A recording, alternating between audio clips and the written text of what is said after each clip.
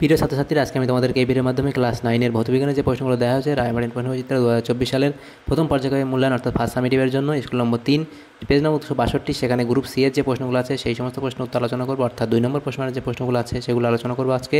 এবং এই স্কুলেরই যে 1 নম্বর এমসিকিউ এবং 1 নম্বর প্রশ্নমান যেগুলো ছিল গ্রুপ এ এবং বি, সেগুলোর উত্তর আমরা অলরেডি চ্যানেলে আপলোড করে দিয়েছি। তোমরা প্লেলিস্ট থেকে সেই প্রশ্ন উত্তরগুলো অবশ্যই দেখে নেবে। এবং 2 নম্বর প্রশ্নমানের প্রশ্ন আমরা 1 এবং 2 নম্বর স্কুল সেটাও আলোচনা করে দিয়েছি, চ্যানেল থেকে তোমরা দেখে নিও। তো আজকে দেখো 3 নম্বর স্কুল, সেখানে গ্রুপ সি এর মধ্যে যে প্রশ্নগুলো আছে এই প্রশ্নগুলো আমাদের দেখো 8টা প্রশ্ন, 2 নম্বর 16 নম্বর, এই প্রশ্নগুলো আমরা আলোচনা করব নেক্সট পেজে। 3 দাগের প্রশ্ন দেখো বলা আছে নিজের প্রশ্নগুলি উত্তর দাও, বিকল্প প্রশ্নগুলি লক্ষণীয়। প্রথম প্রশ্ন, প্রমাণ দৈর্ঘ্য কাকে বলে? প্রমাণ দৈর্ঘ্য স্ট্যান্ডার্ড লেন্থ, আলো শূন্যস্থানে 1/, এত সেকেন্ড সময়ে যে দূরত্ব অতিক্রম করে সেই দৈর্ঘ্যকে বলা হয় প্রমাণ দৈর্ঘ্য। অথবা দিয়ে যে প্রশ্ন ছিল সেটা কি ছিল, একটি এককবিহীন ভৌতরাশি উদাহরণ দাও। একটি এককবিহীন ভৌতরাশি উদাহরণ হলো দ্রাব্যতা। যে পরের পার্ট ছিল প্রশ্নর, যে প্লাস্টিকের প্যাকেটে করে সাধারণ বাজার থেকে জিনিসপত্র কিনে আনা হয় তার বেদ কোন এককে মাপা হয়? সেটা হলো কি, যে প্লাস্টিকের প্যাকেটে করে বাজার থেকে জিনিসপত্র কেনা হয় তার বেদ মাপা হয় মাইক্রন এককে, মাইক্রন এককে। নেক্সট প্রশ্ন ছিল মৌলিক একক বলতে কী বোঝায়? উদাহরণ দাও। মৌলিক একক, মূল একক বা মৌলিক একক, প্রাথমিক মূল একক বা মৌলিক একক।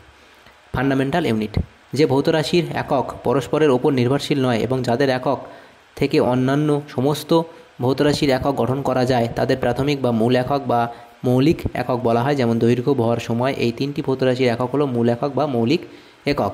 এক্ষেত্রে এই রাশিগুলিকে বলা হয় প্রাথমিক বা মূল রাশি। উদাহরণ দিয়ে দেওয়া হলো। 3 দাগের প্রশ্ন কী ছিল, ত্বরণের এককে প্রতি সেকেন্ড কথাটি দুবার আসে কেন? দেখো, ত্বরণের এককে প্রতি সেকেন্ড কথাটি দুবার আসে কারণ কি, ত্বরণের একক কী হয়, বেগের একক বাই সময়ের একক, এবং বেগের এককটা কি, সরণের একক বাই সময়ের একক ইন্টু, দেখো এখানে সময়ের এককটা কী বা 1/, সময়ের এককটা পরে লিখলাম আমরা, সেখানে আমরা আসলে কী হবে, ওপর দেখো সরণের একক বাই সময়ের একক এবং সময়ের একক স্কোয়ার হয়ে যাবে। তো দেখো দুবার এসছে এখানে সময়ের এককটা, সেটাই বলা আছে। সুতরাং ত্বরণের বা মন্দনের এককে প্রতি সেকেন্ড কথাটি দুবার আসে, একবার বেগ বোঝানোর জন্য এবং আর একবার বেগ পরিবর্তনের হার বোঝানোর জন্য। তাহলে এটা লিখবে। 4 দাগের প্রশ্ন ছিল চলন্ত বাস হঠাৎ থেমে গেলে যাত্রীরা কোন দিকে ঝুঁকবে ও কেন? চলন্ত বাস হঠাৎ থেমে গেলে যাত্রীরা সামনের দিকে ঝুঁকে পড়ার কারণ, আপাতকালীন পরিস্থিতিতে ব্রেক কষে চলন্ত বাস থামানোর প্রয়োজন হলে গতিজাড্যের কারণে গাড়ির ভিতরে বসে থাকা যাত্রীদের দেহের ঊর্ধ্বাংশ তখনও সচল থাকে এবং সম্মুখ গতি বজায় রাখতে চায়, ফলে যাত্রীরা সামনের দিকে ঝুঁকে পড়েন। অথবা দিয়ে প্রশ্ন ছিল অতিক্রান্ত দূরত্ব শূন্য নয় অথচ ত্বরণ শূন্য হতে পারে কি? ব্যাখ্যা করো। হ্যাঁ, সেটা হতে পারে, অতিক্রান্ত দূরত্ব শূন্য নয় অথচ ত্বরণ শূন্য হতে পারে। কারণ ব্যাখ্যা দেখো, ত্বরণ সমান সমান বেগ বাই সময়। এবার দেখো বেগটাকে আমরা সরণ বাই সময় লিখতে পারি এবং একটা সময় এখানে পরে থাকবে। গতিশীল কণা যে কোনো পথে অতিক্রম করলে যে অতিক্রান্ত দূরত্ব থাকে, কিন্তু যদি কণার করলে তা অতিক্রান্ত দূরত্ব থাকে, কিন্তু যদি কণার প্রাথমিক দূরত্ব বা অন্তিম দূরত্ব এক হয় সেক্ষেত্রে কণার সরণ শূন্য হওয়ায় ত্বরণও শূন্য হয়। সুতরাং বলা যায় অতিক্রান্ত দূরত্ব শূন্য নয় অথচ ত্বরণ শূন্য হতে পারে। নেক্সট দেখো 5 দাগের প্রশ্ন কী ছিল, বন্দুক থেকে গুলি ছুঁড়লে বন্দুক পিছন দিকে ধাক্কা দেয় কেন? তো এখানে ব্যাখ্যা পুরো ডিটেলসে দেওয়া আছে, তোমরা এখান থেকে এটা দেখে নেবে। 6 দাগের প্রশ্ন কী বলা আছে, এই ইউরেনিয়াম পরমাণুটিতে ইলেকট্রন, প্রোটন ও নিউট্রন সংখ্যা কত? তো এখানে ইলেকট্রন সংখ্যা কত? ইলেকট্রন সংখ্যা হচ্ছে 92, এই যে নিচে থাকে সেটা, এটাকে পারমাণবিক সংখ্যা বলা হয়। তাহলে প্রোটন সংখ্যা বা পারমাণবিক সংখ্যা সেটাও এই দেখো, প্রোটন সংখ্যা বা পারমাণবিক সংখ্যা সেটাও হচ্ছে 92। এবং নিউট্রন সংখ্যা কত?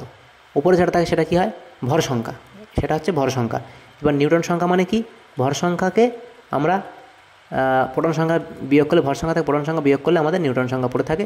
তাহলে দেখো এটা 6 এবং 6, তাহলে 146 হবে নিউটন সংখ্যা। তাহলে আমাদের 3টে বেরিয়ে গেল, ইলেকট্রন, প্রোটন এবং নিউট্রন 3টে বেরিয়ে গেল। তারপরে দেখো এতে কি বলা আছে, এতে 3টি, এটা ও নয়, এটা 3টি, এতে 3টি নিউট্রন কম থাকলে এর চিহ্ন কী হবে? এতে 3টে নিউট্রন কম থাকলে এর চিহ্ন কী হবে? দেখো নিউট্রন যদি 3টে কম থাকে তা দেখো 146 এখানে আছে, সেখান থেকে 3টে নিউট্রন কমিয়ে দিলাম, তাহলে 143 থাকবে। তাহলে এর সংখ্যা কত হবে? তাহলে দেখো তখন ভর সংখ্যা কত হবে, যখন 3টি ইলেকট্রন কমিয়ে দেবো, 3টে নিউট্রন কমিয়ে দেবো, তখন তার ভর সংখ্যা কী হবে দেখো। তাহলে 3 এখান থেকে ভর সংখ্যা কমে যাবে, আগে যেটা ছিল 238, সেটা এখানে হয়ে আসবে 235। তাহলে দেখো 3টে নিউটন কমে গেছে, 38 থেকে 35 হয়ে গেছে, তাহলে এই হবে। এবং তার চিহ্ন তাহলে কী হবে, ইউ। তো এবার দেখো চিহ্নটা কী হবে, ইউ, নিচে 92 এবং এখানে থাকবে কত, 235 ভর সংখ্যা, এবং এটা প্রোটন সংখ্যা বা পারমাণবিক সংখ্যা। এভাবে এই চিহ্নটা হবে। তাহলে এরপরের যে প্রশ্ন সেখানে দেখো কী আছে সাথে আগের প্রশ্নে, পরমাণু ক্রমাঙ্ক কাকে বলে, নিউটন কে আবিষ্কার করেন। পারমাণবিক সংখ্যা বা পরমাণু ক্রমাঙ্ক পয়েন্ট করে লিখবে, কোনো মৌলের একটি পরমাণু নিউক্লিয়াসে যত সংখ্যা প্রোটন থাকে সেই সংখ্যাকে ওই মৌলের পারমাণবিক সংখ্যা বা পরমাণু ক্রমাঙ্ক বলে। পরমাণু ক্রমাঙ্ক বলে পয়েন্ট লিখবে, পরমাণু ক্রমাঙ্ক সমান মৌলের একটি পরমাণুর নিউক্লিয়াসে উপস্থিত প্রোটন সংখ্যা। এবং নিউটনকে আবিষ্কার করেন, আবিষ্কার করেন বিজ্ঞানী স্যাডউইক। নিউটনকে আবিষ্কার করেন বিজ্ঞানী স্যাডউইক। 8 দাগের প্রশ্ন ছিল আইসোবার কাকে বলে, উদাহরণ দাও। আইসোবার পয়েন্ট করে লিখবে, যেসব মৌলের ভর সংখ্যা সমান কিন্তু পরমাণু ক্রমাঙ্ক আলাদা তাদের পরস্পরকে আইসোবার বলে। এদের প্রোটন তথা ইলেকট্রন সংখ্যা আলাদা হওয়ার কারণে রাসায়নিক ধর্ম আলাদা হয়, যেমন এরা পরস্পরের আইসোবার। এইগুলো দেখো, এগুলো পরস্পর আইসোবার, যেমন ভর সংখ্যাগুলো সমান কিন্তু এদের পারমাণবিক সংখ্যাগুলো আলাদা। দিয়ে প্রশ্ন ছিল এটা, এল কক্ষে সর্বাধিক কয়টি ইলেকট্রন থাকতে পারে। দেখো এল কক্ষে অর্থাৎ দ্বিতীয় কক্ষে, এল কক্ষ হচ্ছে দ্বিতীয় কক্ষ, প্রথম কক্ষ কে এল এম এন এভাবে যাবে, তো দ্বিতীয় কক্ষ হচ্ছে এল, তাহলে এল কক্ষে অর্থাৎ দ্বিতীয় কক্ষে সর্বাধিক ইলেকট্রন সংখ্যা 2n², সূত্র হচ্ছে 2n²। তাহলে দেখো এই 2 আমরা লিখলাম, এবার এনের মান কত হবে, এনের মানও 2 হবে, কারণ এল হচ্ছে মানে এটা 1 নম্বর কক্ষপথ, এটা 2 নম্বর, এটা 3 নম্বর, এটা 4 নম্বর, তাহলে 2 নম্বর কক্ষপথ, তাহলে তার স্কোয়ার হবে, এনের স্কোয়ার এখানে স্কোয়ার, তাহলে পরের লাইন কি লিখবো, 2 × 2 এর স্কোয়ার 4 = 8, তাহলে এখানে কত হবে, ইলেকট্রন সংখ্যা কত হবে, 8টি। তারপর দেখো পরমাণু সর্বস্থ কক্ষের আগের কক্ষে কয়টি সর্বাধিক ইলেকট্রন থাকতে পারে।